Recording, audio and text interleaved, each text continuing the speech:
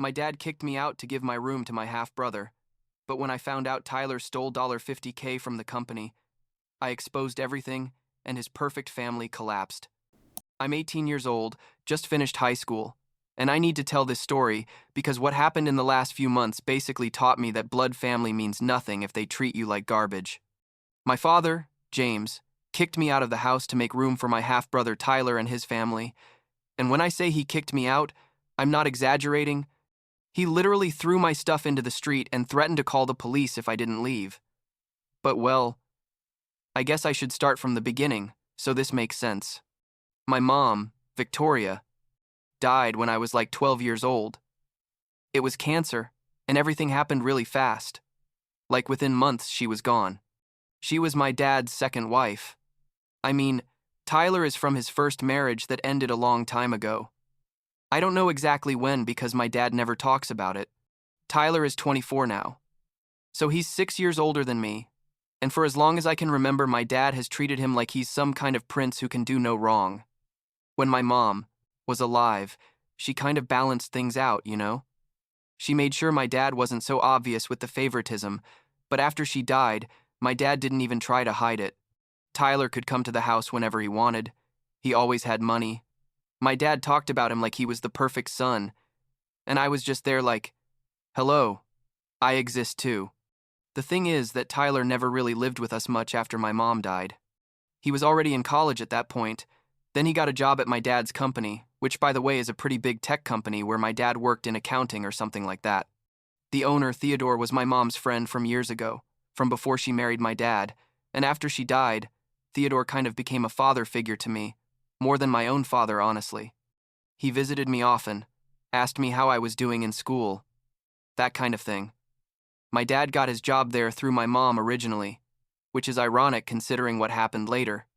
Tyler married Amber, like 3 years ago, and she's exactly the type of person you imagine when someone says influencer mom who does nothing.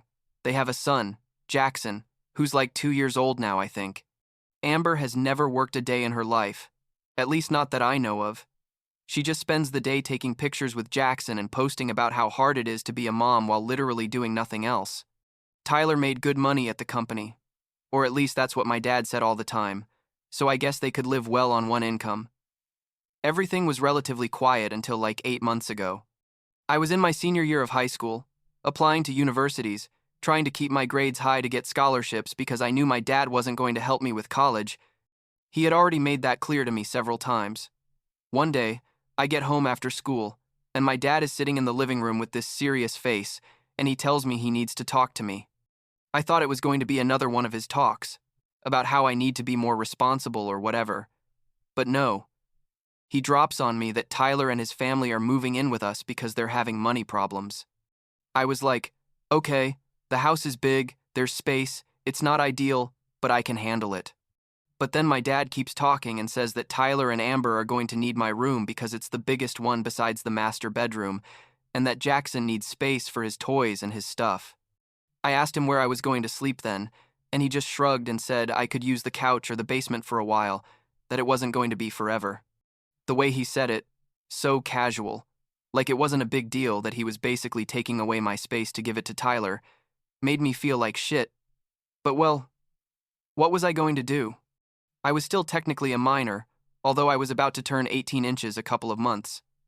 Tyler and his family arrived like a week later, and it was a disaster from the beginning. Amber immediately started, reorganizing the whole house, complaining about everything, saying the kitchen was too small, there wasn't enough natural light, the yard wasn't safe for Jackson.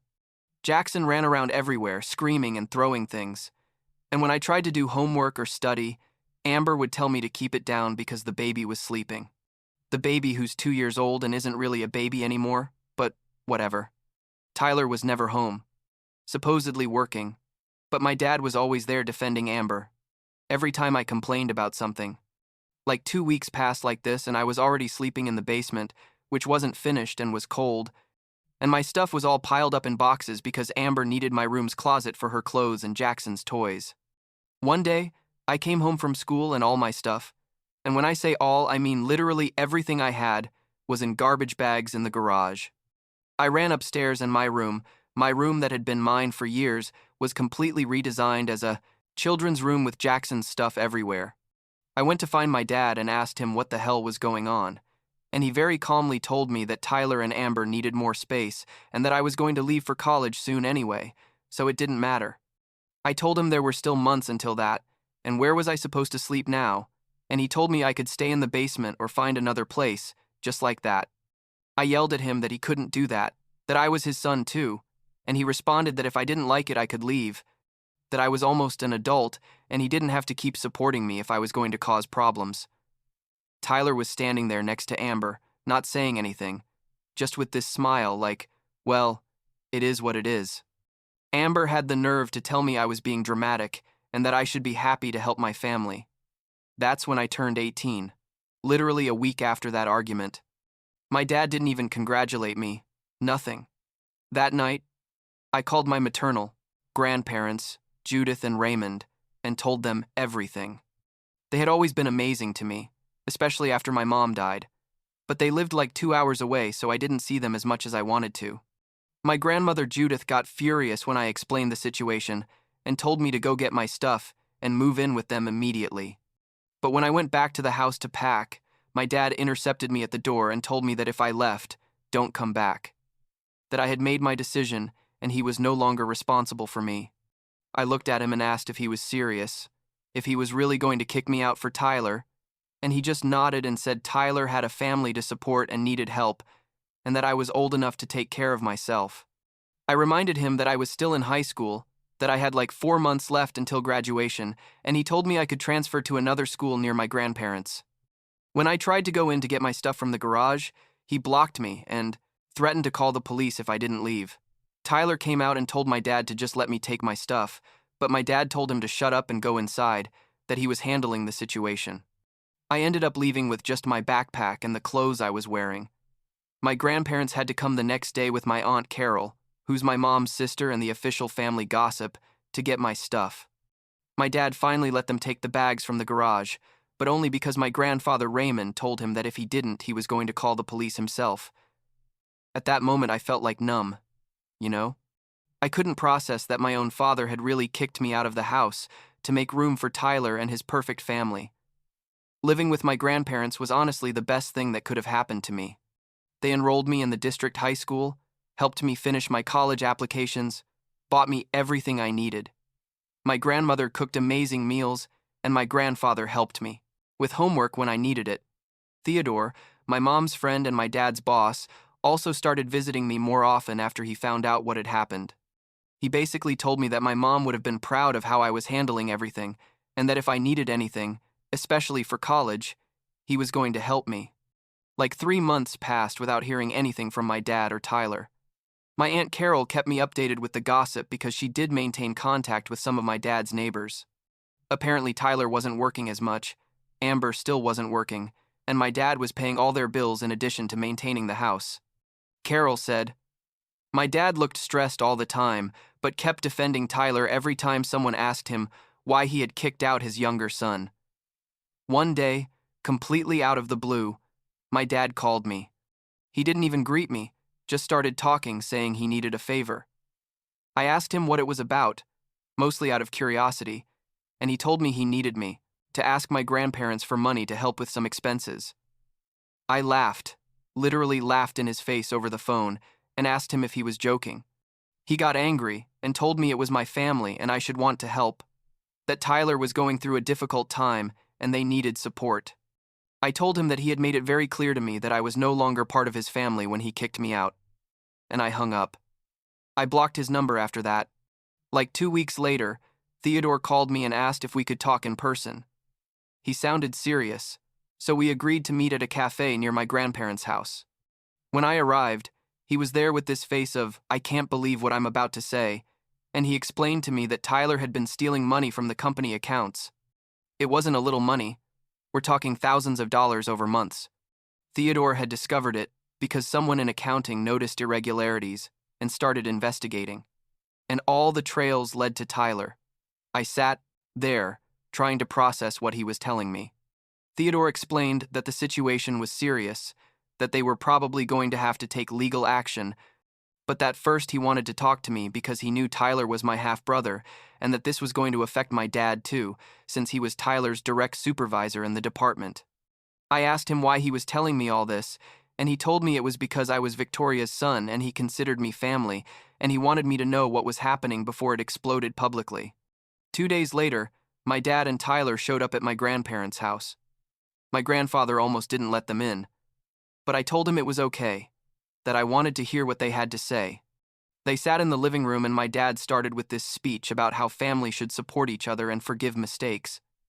Tyler was sitting there looking miserable, not making eye contact. Then my dad finally got to the point. They needed me to talk to Theodore and tell him it had all been a misunderstanding, that Tyler hadn't stolen anything, that it had probably been an accounting error or something. The audacity, you know? The pure audacity of coming to ask me to lie for them after everything they had done to me. I asked them why they thought I would do that, and my dad told me, because we were family and this could ruin Tyler's life. I reminded him that he had told me I was no longer part of his family, that he had kicked me out and threatened to call the police. Tyler finally spoke and begged me to help him, saying that Amber was going to leave him if he lost his job, that they were going to lose everything. I told them I wasn't going to lie for them, that Tyler had done this alone and had to face the consequences. My dad got angry and started yelling at me, calling me selfish and vindictive, saying I was destroying the family over a tantrum. My grandfather Raymond stood up and told them to leave his house immediately, that if they didn't leave, he was going to call the police. Tyler started crying, literally crying like a little boy, begging me to reconsider. I watched them leave and felt this weird mix of satisfaction and something else I can't describe. Well, during the following weeks, my dad wouldn't stop trying to contact me. He called me from different numbers, sent me messages, even went to my school one day, but security didn't let him in because my grandparents had put a note explaining the situation. He went to my grandparents' house several more times, always with the same story, that he needed me to help Tyler, that it was my responsibility as a younger brother. Once Amber came with him, and she also begged me, saying to think about Jackson, that he wasn't to blame for any of this. Theodore had to send my dad a legal letter telling him to stop harassing me, or they were going to add harassment charges to everything else. That calmed him down for a while.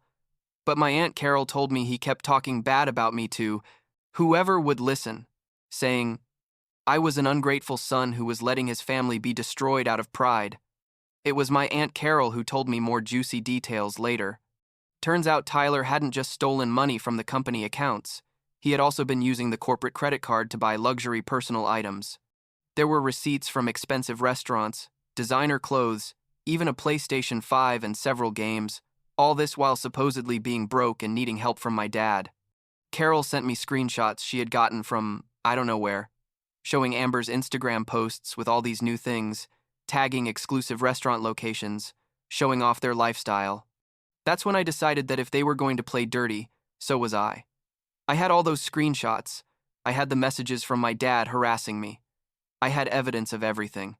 First, I sent Amber an anonymous email with all the proof of what Tyler had done, including screenshots of the records Theodore had shown me in confidence, telling her that her husband wasn't just a thief, but a liar who had gotten them into this mess because of his irresponsible lifestyle. Carol told me later that Amber packed her things and left with Jackson to her parents' house 2 days after receiving that email. Then I looked up Tyler's friends on social media, those guys he always bragged about hanging out with, and sent them anonymous messages from a fake account with all the information about the fraud. It didn't take long before Tyler's entire social circle knew what he had done. His reputation was basically destroyed overnight. People started commenting on his old Instagram posts, asking him about the stolen money, making fun of him. He had to make his account private and eventually deleted it completely. Theodore finally filed formal criminal charges against Tyler. My dad was also in trouble because, as Tyler's supervisor, there were signs he should have seen and reported, and he didn't. The company investigated him and found that my dad had been approving Tyler's expenses and reports without reviewing them properly, basically covering for him. They couldn't prove my dad knew about the fraud, but it was enough to get him fired for negligence. My Aunt Carol wouldn't stop sending me updates. My dad had lost his job, his reputation was ruined, Tyler was facing criminal charges that would probably send him to prison, and Amber had started divorce proceedings. Tyler had to move back in with my dad because he had nowhere else to go and no money. And now the two of them were living in that house, probably hating each other but with no other options. The house was in foreclosure because my dad couldn't make the payments without his salary, and apparently they had accumulated huge debts maintaining Tyler and Amber's lifestyle. While all this was happening, I was applying to universities and preparing for final exams. Theodore offered me a paid internship at his company for the summer before starting college, working in the technology department. He told me he wanted to give me the opportunity my mom would have wanted me to have, and that he was going to make sure I had all the support I needed to succeed. I graduated from high school with honors. My grandparents cried with pride at the ceremony. Theodore was there too. My dad and Tyler obviously didn't go. I received acceptances from several universities with decent financial aid packages, and Theodore offered to cover any expenses the scholarships didn't cover. My grandparents told me I would always have a home with them, that my room in their house was mine for as long as I needed it. The last time I heard from my dad was like a month ago. He sent me a text message from another new number, not begging this time, but simply saying he hoped I was happy now that I had destroyed his and Tyler's lives. That someday I was going to understand what it was to have family, and I was going to regret my actions. I didn't respond, just blocked that number too, and moved on with my life. I start college in a few weeks. Theodore already confirmed that the internship will extend during the school year with a flexible schedule so I can work while I study. My grandparents helped me buy everything I need for the dorm: new clothes, a new laptop. My Aunt Carol told me last week that my dad finally had to sell the house, that he and Tyler moved to a small apartment in a not very good area, and that Tyler is working at a fast food restaurant because no one else will hire him with his criminal record now. Do I feel bad for them? Honestly, not much. Sometimes I think about how things would be if my dad hadn't kicked me out, if he had tried to be fair even a little bit. But then I remember how he made me feel, how he threw my stuff into the street without thinking twice, how he chose Tyler over and over again over me. I remember how he asked me to lie to save a thief just because he shared his blood, as if that made everything okay. My grandmother Judith asked me a few days ago if I ever thought about forgiving them, giving them another chance. I told her honestly, I don't know. Maybe someday, when I'm older and this doesn't hurt so much. But right now I'm focused on building my own life, surrounded by people who really love and support me. People like my grandparents, like Theodore, like my Aunt Carol, who was always there keeping me informed even though she didn't have to. I guess the lesson here, if there is one, is that family isn't just about blood or last names. It's about who's there when things get tough, who defends you, who makes you feel like you matter. My dad and Tyler were never really my family in that sense. They were just people I shared genes and a last name with. My real family are the people who picked me up when I was at my lowest and showed me I deserved something better.